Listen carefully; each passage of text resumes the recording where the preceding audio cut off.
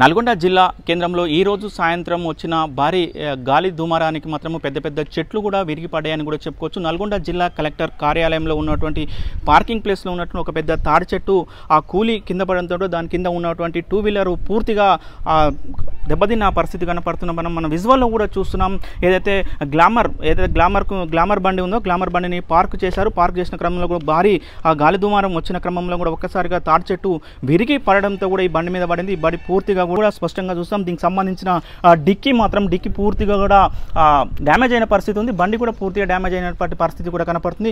మనం నల్గొండ జిల్లా కలెక్టర్ కార్యాలయంలోనే ఈ ఘటన చోటు చేసుకుందని కూడా చెప్పుకోవచ్చు.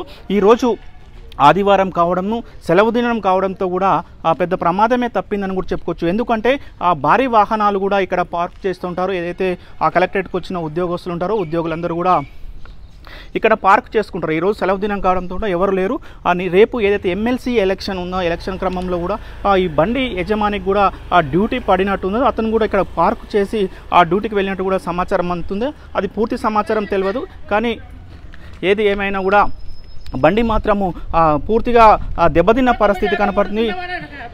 ఇదే విధంగా ఇక్కడనే కాకుండా కూడా అదే నల్గొండ కలెక్టరేట్ పరిసర ప్రాంతాలలో ఉన్నటువంటి మరి పెద్ద పెద్ద ఆ చెట్లు కూడా విరిగి కింద పడిన పరిస్థితి కూడా మనకు స్పష్టంగా కనపడుతుంది. అదేవిధంగా కూడా నల్గొండ పట్టణ కేంద్రంలో కూడా చాలా వరకు కూడా రేకులు మొత్తం కూడా ఎగిరిపోయిన పరిస్థితి ఉంది. అదేవిధంగా శివాజీనగర్ సెంటర్లో మామిడి చెట్లు కూడా ఏర్లతో సహా కూలిపోయిన పరిస్థితి కనపడుతుంది. మొత్తానికైతే ఈరోజు వచ్చిన గాలి దుమారానికి ఇబ్బంది వాతావరణం ఉందని కూడా ప్రజలు అంటున్న పరిస్థితి కనపడుతుంది. ముఖ్యంగా కూడా ఇప్పటికే విద్యుత్ అంతరాయం కూడా ఏర్పడిన పరిస్థితి కనపడుతుంది. ఇది మొత్తం నల్గొండ జిల్లాలో ఉన్నటువంటి గాలి దుమారం ఉన్నటువంటి తాజా పరిస్థితి.